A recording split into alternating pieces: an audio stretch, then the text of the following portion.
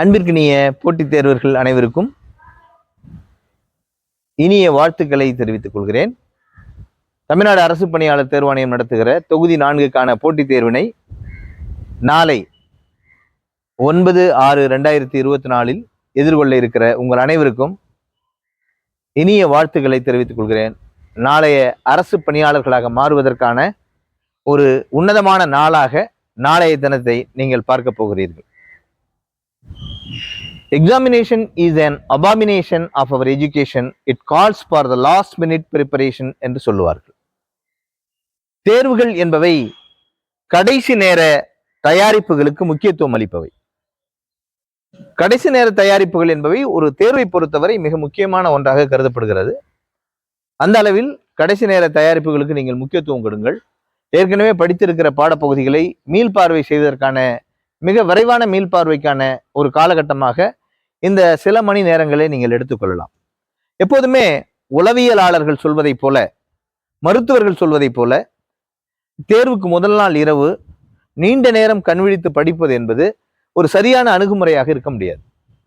ஒரு நல்ல தூக்கம் என்பது, நல்ல உறக்கம் என்பது மறுநாள் காலையில் ஒரு போட்டித் தேர்வை எதிர்கொள்வதற்கான ஒரு மிகச்சிறந்த ஆயுதமாக இருக்கும். எவ்வாறு நாம் தேர்வுக்கு தயாராவது, படிப்பது என்பது முக்கியமோ அந்த அளவுக்கு முக்கியம் நம்முடைய உடலை பாதுகாப்பது, உறக்கத்தை சீராக வைத்துக் கொள்வது என்பது. ஆகவே தேர்வுக்கு முதல் நாள் இரவு மிக நன்றாக உறங்க வேண்டும் என்பதை நீங்கள் கவனத்தில் கொள்ள வேண்டும். அதுபோலவே நல்ல உணவை எடுத்துக்கொள்ள வேண்டும். பல பேர் சொல்லுவார்கள், தேர்வுக்கு செல்லும் போது காலை உணவை தவிர்த்து விட்டு செல்ல வேண்டும்.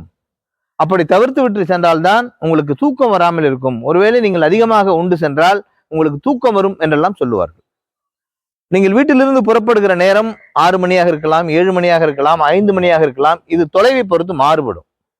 அந்த நேரத்தில் நீங்கள் காலை உணவை உட்கொண்டு செல்கிற போது மீண்டும் தேர்வு முடிகிற 12:45 மணி என்கிற அளவு வரை, கால அளவு வரை உங்களுக்கான சக்தி, உங்கள் உடலுக்கான சக்தி, உங்கள் உடலுக்கான ஆற்றல் தேவைப்படுகிறது. ஆகவே காலை உணவு என்பது கண்டிப்பாக அவசியமாகிறது. ஒரு மிக நல்ல காலை உணவை நீங்கள் உட்கொள்ள வேண்டும். தூக்கம் வரும் என்பதற்காக காலை உணவை தவிர்ப்பது என்பதும் சரியான அணுகுமுறையாக இருக்காது. ஆகவே முதல் நாள் இரவு நல்ல உறக்கம், தேர்வுக்கு செல்வதற்கு முன்பு நல்ல உணவு என்பவற்றை நீங்கள் கண்டிப்பாக கைக்கொள்ள வேண்டும். எல்லாவற்றையும் விட ஆண்டு முழுவதும் படித்திருப்பீர்கள். சில பேர் பல ஆண்டு காலமாக தயார் செய்து கொண்டு வந்திருப்பீர்கள். தேர்வறையில் நாம் எவ்வாறு அந்த வினாத்தாளை, அந்த விடைத்தாளை கையாளுகிறோம் என்பதில் இருக்கிறது வெற்றி. பல பேரை நாம் பார்த்திருக்கிறோம். பல போட்டித் தேர்வு பயிற்சி தேர்வுகளில், போட்டித் தேர்வு மையங்களில் பயிற்சி பெற்றிருப்பீர்கள். நீங்கள் வீடுகளிலே பயிற்சி பெற்றிருப்பீர்கள். பல மாதிரி தேர்வுகளை எழுதியிருப்பீர்கள். அப்போதெல்லாம் பல மதிப்பெண்களை நிறைவாக பெற்றிருக்கிற நீங்கள் உண்மையான தேர்வாக இருக்கக்கூடிய அந்த தேர்வு நாளில் மட்டும் குறைவான மதிப்பெண்களை பெற்றுவிடுகிறீர்கள். இதற்கான காரணம் தேர்வறையில் நம்முடைய பதட்டம், அணுகுமுறையில் இருக்கிற வேறுபாடு. இதனை தவிர்ப்பதற்கு தேர்வறையில் ஒரு அமைதியான மனநிலை, ஆர்ப்பாட்டம் இல்லாத மனநிலை, பதட்டம் இல்லாத ஒரு சூழல், பயமில்லாத ஒரு சூழல். இந்த தேர்வை நான் கண்டிப்பாக வெற்றி கொள்வேன், நான் வெற்றியாளனாக மாறுவேன், நான் அரசு பணிக்கு செல்வேன் என்கிற ஒரு மிகப்பெரிய உத்வேகம், தன்னம்பிக்கை இருக்கிற போது அந்த தேர்வு உங்களுக்கு எளிதாகி விடுகிறது. இது தொகுதி 4க்கான தேர்வு என்பதால் சுமாராக 25 லட்சம் தேர்வர்கள் எழுதுகிற தேர்வு. தேர்வு மையங்கள் நிறைய அமைக்கப்பட்டிருக்கின்றன. ஒரே ஊரில் கூட 2-3 பள்ளிகளில் தேர்வு மையங்கள் அமைக்கப்பட்டிருக்கின்றன. ஆக அந்த ஊர் என்று நீங்கள் முடிவு செய்து விடக்கூடாது. ஒரு பொறியியல் கல்லூரியிலேயே 3 தேர்வு மையங்கள் அமைக்கப்பட்டிருக்கும்.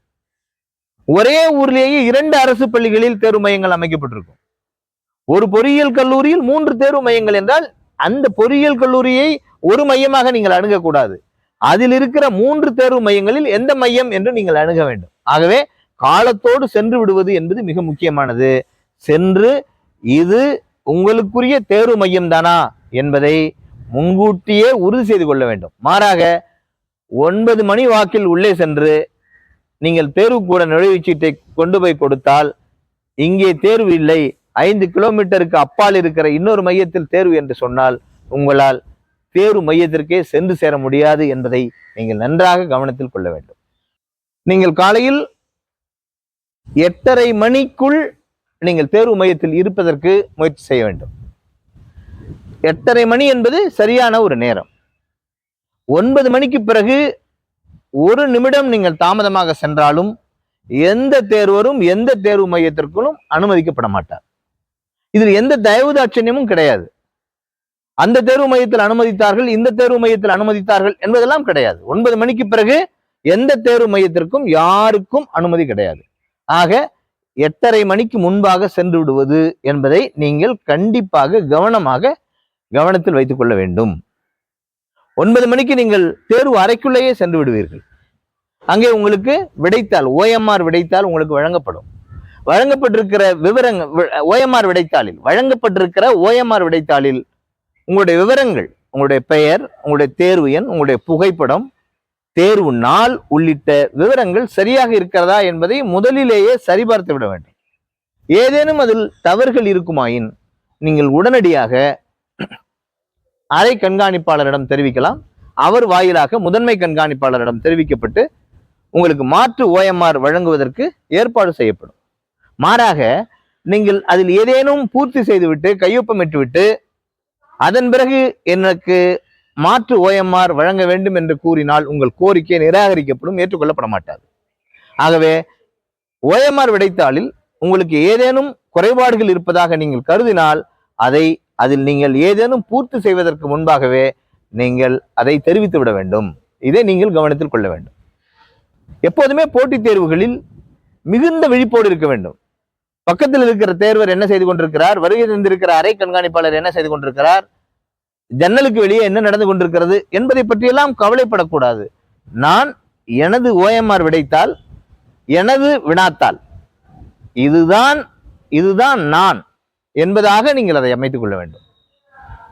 அதன் பிறகு அந்த OMR விடைத்தாளிலே உங்களுக்கான அறிவுரைகள் வழங்கப்பட்டிருக்கும். அந்த அறிவுரைகளை நீங்கள் நன்றாக படித்து அதன்படி நடந்து கொள்ள வேண்டும். அறிவுரைகளை படித்தேன் என்று அந்த அறிவுரைகளுக்கு கீழாக ஒரு கையொப்பத்தினை இட வேண்டும். இது தேர்வு தொடங்குவதற்கு முன்பாகவே நீங்கள் அந்த கையொப்பத்தை இட்டு விட வேண்டும். அறிவுரைகளை படித்து பார்த்தேன், புரிந்து கொண்டேன் என்பதாக கையொப்பம். நீங்கள் தேர்வுக்கு கொண்டு செல்ல வேண்டிய பொருள்கள் கருப்பு பந்து முனை பேனா, ஜெல் பென் கிடையாது. பந்து முனை, பால் பாயிண்ட் பென் என்று சொல்லப்படக்கூடிய பந்து முனை பேனா கருப்பு வண்ணத்தில் மட்டும். தேர்வுக்கூட நுழைவுச்சீட்டு இல்லாத எந்த தேர்வரும் தேர்வு மையத்திற்குள் அனுமதிக்கப்பட மாட்டார்கள். ஆக ஹால் டிக்கெட் என்று சொல்லப்படக்கூடிய அந்த தேர்வு மையத்திற்கான நுழைவுச்சீட்டை கண்டிப்பாக நீங்கள் கொண்டு செல்ல வேண்டும். அதற்கு அடுத்தபடியாக போட்டோ ஐடென்டிட்டி, புகைப்படத்துடன் கூடிய ஏதாவது ஒரு அடையாள அட்டை, அது ஆதார் அட்டையாக இருக்கலாம், வங்கியினுடைய கணக்கு புத்தகமாக இருக்கலாம், அல்லது பேன் கார்டாக இருக்கலாம். இது போல பெரும்பான்மையோர் நீங்கள் ஆதார் அட்டை வைத்திருப்பீர்கள். உங்கள் புகைப்படத்தோடு கூடிய அடையாள அட்டை ஒன்றை, அதனுடைய நகலை, ஒளி நகலை, ஜெராக்ஸ் காப்பியை நீங்கள் கொண்டு செல்ல வேண்டும். ஆக தெருக்கூட நுழைவுச்சீட்டு, உங்கள் புகைப்படத்துடன் கூடிய ஏதாவது ஒரு அடையாள அட்டையின் ஜெராக்ஸ் காப்பி, அதன் பிறகு கருப்பு வண்ண பந்து முனை பேனா, இவற்றோடு நீங்கள் உள்ளே செல்கிறீர்கள். Less luggage is more comfortable என்று சொல்லுவார்கள். இதை தவிர நீங்கள் வேறு பொருள்களை கொண்டு செல்கிற போது நீங்கள் அதை எங்கே வைப்பது என்று உங்களுக்கு ஒரு கவனம் செல்லும். கொண்டு செல்கிற புத்தகங்களை எங்கே வைப்பது என்று ஒரு கவன சிதறல் ஏற்படும். கொண்டு செல்கிற பொருள்களை எங்கே வைப்பது என்று ஒரு கவன சிதறல் ஏற்படும். எந்த அளவுக்கு பொருள்களை குறைவாக கொண்டு செல்கிறோமோ அந்த அளவுக்கு நாம் மனம் இலகுவாக இருப்பதை நம்மால் உணர முடியும். ஆக உள்ளே செல்கிறீர்கள், அறிவுரைகளை படிக்கிறீர்கள், கையொப்பமிடுகிறீர்கள். அதன் பிறகு உங்களுக்கு 9:15 மணிக்கு உங்களுக்கான வினாத்தாள் வழங்கப்படும். வினாத்தாள் வழங்கியவுடன் அந்த வினாத்தாளை பிரித்து, வினாத்தாள் மூடப்பட்டிருக்கும், வினாத்தாளை பிரித்து எல்லா பக்கங்களும் சரியாக இருக்கின்றனவா, வினாத்தாளில் வரிசை எண்கள், வினா எண் 1 to 200 வரை வினா எண்கள் சரியாக இருக்கின்றனவா. 200 வினாக்கள் இந்த தேர்வில் நீங்கள் எதிர்கொள்ள இருக்கிறீர்கள். 100 வினாக்கள் தமிழில் எழுத இருக்கிறீர்கள், 100 வினாக்கள் பொது அறிவு என்கிற பகுதியில் எழுத இருக்கிறீர்கள். 200 வினாக்களுக்கான வரிசை எண்கள் சரியாக இருக்கின்றனவா. இப்போ உதாரணத்துக்கு 46க்கு அப்புறமா 54 அப்படின்னு இருக்கும். அது குறைபாடுடைய வினாத்தாள். அப்ப வரிசை எண்கள் சரியாக இருக்கின்றனவா என்பதை நீங்கள் உறுதி செய்து கொள்ள வேண்டும். இது மிக மிக மிக மிக முக்கியமானது. சரியாக இருக்கிறது என்று நீங்கள் உறுதியாக நம்பிய பிறகு அந்த வினாத்தாளில் ஒரு வரிசை எண் இருக்கும். அந்த வரிசை எண்ணை ஏற்கனவே 9 மணிக்கு உங்களிடம் வழங்கப்பட்டிருக்கிற OMR விடைத்தாளில் நீங்கள் குறிப்பிட்டு அந்தந்த எண்ணுக்கு நேராக பந்துமுனை பேனாவால் நிழலிட வேண்டும், ஷேட் பண்ண வேணும். இது ரொம்ப முக்கியம். நீங்க வாங்கிட்டீங்க கொஸ்டின் பேப்பரை, உள்ள செக் பண்ணவே இல்லை, ஷேட் பண்ணிட்டீங்க, பண்ணிட்டு கொஞ்ச நேரம் கழிச்சு பாக்குறீங்க உள்ள 2 பக்கமே காணும் அல்ல கொஸ்டினே காணும் அப்படின்னா இப்போது உங்களுக்கு மாற்று வினாத்தாள் வழங்கப்படாது. மாறாக நீங்கள் அந்த வினாத்தாளின் வரிசை எண்ணை இதில் குறிப்பிடாமல், OMR ஷீட்டில் குறிப்பிடாமல், ஐயா இது போல குறைபாடுடைய வினாத்தாள் எனக்கு வழங்கப்பட்டிருக்கிறது என்று நீங்கள் அறை கண்காணிப்பாளரிடம் சொன்னால் ஒரு மாற்று வினாத்தாளை உங்களுக்கு வழங்குவார். அந்த மாற்று வினாத்தாளை நீங்கள் மீண்டும் ஒரு முறை சரிபார்த்து விட்டு அந்த வினாத்தாளின் வரிசை எண்ணை நீங்கள் எழுதி அதன்படியே நீங்கள் நிழலிட்டு விடலாம் என்பதை நன்றாக புரிந்து கொள்ள வேண்டும். உங்களுக்கு வழங்கப்பட்டிருக்கிற வினாத்தாள் குறைபாடுடைய வினாத்தாள் என்பதற்காக நீங்கள் கொஞ்சமும் கவலைப்பட தேவையில்லை. மாற்று வினாத்தாள் வழங்கப்படும், அந்த வினாத்தாளின்படி நீங்கள் விடையளிக்க இருக்கிறீர்கள், அந்த வினாத்தாளின்படி வரிசை எண்ணின்படி உங்கள் விடைத்தாள் திருத்தப்படும். ஆக உங்களுக்கு எந்த விதமான பிரச்சனையும் வராது. மாறாக நீங்கள் நிழலிட்ட பிறகு மாற்று வினாத்தாள் நீங்கள் கோரினால் அவர்களால் எதுவும் செய்ய முடியாது, ஒரு மிகப்பெரிய சிக்கல் எழுந்துவிடும். ஆக இதனை நீங்கள் கவனத்தில் கொள்ள வேண்டும். 9:15 மணிக்கு உங்களுக்கு வழங்கப்படுகிற வினாத்தாளை மிகச்சரியாக பரிசோதித்து சரியாக இருக்கிறது என்று நீங்கள் உறுதி செய்து கொண்ட பின்பு, நீங்கள் உங்களுடைய OMR உறுதி செய்து கொண்ட பின்பு OMR விடைத்தாளில் நீங்கள் நிழலிட வேண்டும் என்பதை அன்போடு கேட்டுக்கொள்கிறேன். அதன் பிறகு 9:30க்கு உங்களுக்கு தேர்வானது தொடங்குகிறது. 9:30 நீங்கள் தேர்வை எழுத ஆரம்பிக்கிறீர்கள். 1வது வினாவுக்கு விடையளிக்கிறீர்கள், 2வது வினாவுக்கு விடையளிக்கிறீர்கள், 5 வினாக்கள் வரை விடையளிக்கிறீர்கள். 6வது வினாவுக்கு உங்களுக்கு விடை தெரியவில்லை, 7வது வினாவுக்கு விடை தெரிகிறது. சரியாக விடையை தேர்வு செய்து விட்டீர்கள். இப்போது இந்த விடையை உங்களுக்கு விடை தெரியாத 6வது வினா OMR ஷீட்டில் 6வது எண்ணுக்கு நேராக கொண்டு போய் போட்டு விடுவீர்கள். பின்னர் 8வது வினாவுக்கான விடை உங்களுக்கு தெரியும், அதை கொண்டு போய் 7இல் போடுவீர்கள். 9க்கான விடை உங்களுக்கு தெரியும், அதை கொண்டு போய் 8இல் போடுவீர்கள். இப்படித்தான் பல பேர் மதிப்பெண்களை இழந்து கொண்டிருக்கிறார்கள். ஆக ஒவ்வொரு வினாவுக்கும் விடையளிப்பதற்கு முன்பு நீங்கள் எந்த வினாவுக்கு விடையளிக்கிறீர்கள், அந்த வினாவுக்கான எண்ணுக்கு நேராகத்தான் நீங்கள் நிழலிடுகிறீர்களா, அந்த வட்டத்தை நிழலிடுகிறீர்களா என்பதை, செவ்வகப்பட்டையை நிழலிடுகிறீர்களா என்பதை மிக மிக மிக மிக துல்லியமாக நீங்கள் உறுதி செய்து கொள்ள வேண்டும். இவ்வாறாக நீங்கள் மிகச்சரியாக நிழலிட்டு விடுகிறீர்கள். ஒரு வினாவுக்கு ஒரே ஒரு விடைக்கு மட்டுமே நிழலிட வேண்டும். 4 விடைகளுமே உங்களுக்கு தெரியவில்லை என்றால் இ என்கிற ABCDE என்கிற அந்த தேர்வினையும் நீங்கள் தேர்ந்தெடுக்கலாம். தேர்ந்தெடுத்து முடித்த பின்பு 12:30 மணிக்கு உங்களுக்கு தேர்வு நிறைவு பெறுகிறது. அதன் பிறகு ஏ என்கிற தேர்வை 200 வினாக்களில் ஏ என்பதை எத்தனை ஏ விடைகளை நீங்கள் தேர்வு செய்திருக்கிறீர்கள் என்பதை எண்ணி ஏக்கு நேராக நீங்கள் போட வேண்டும். பி என்பது எத்தனை போட்டிருக்கிறீர்கள் என்பதை எண்ணி போட வேண்டும்.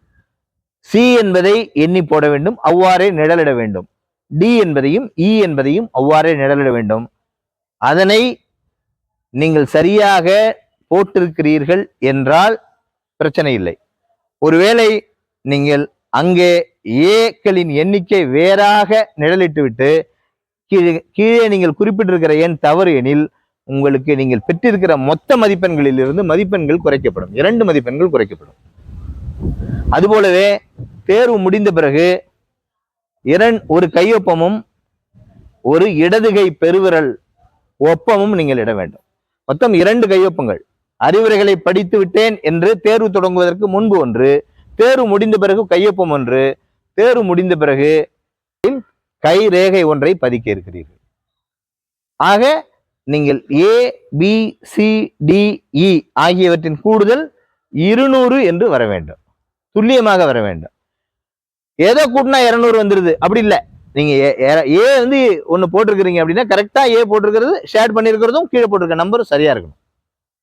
அது போலவே ஒரே வினா எண்ணுக்கு 2 வட்டங்களை 2 விடைகளை நீங்கள் நிழலிட்டால் அந்த விடை செல்லாது. அந்த விடை என்பது தவறானதாக தீர்மானிக்கப்படுகிறது. கூடுதலாக அந்த நீங்கள் கீழே பதிவிட்டிருக்கிற விவரங்கள் சரியாக இருக்க வாய்ப்பே இல்லை. காரணம், ஒரே வினாவுக்கு 2 தேர்வுகளை தேர்வு செய்துவிட்டால் நீங்கள் துல்லியமாக கீழே கணக்கீட்டு முறையை கொண்டு வர முடியாது, ABCD என்பதற்கான. ஆக அதற்கான மதிப்பெண்களும் குறைக்கப்படும்.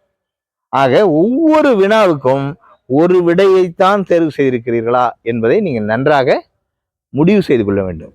அன்பிற்குரியவர்களே, பல பேர் நினைத்துக் கொண்டிருக்கிறீர்கள், நிழலிட்ட பிறகு அதில் ஒயிட்னர் வைக்கலாம், பிளேடால் சுரண்டலாம், இது போல அதை அழித்து விட்டு மாற்றலாம் என்றெல்லாம் நீங்கள் நினைக்கிறீர்கள்.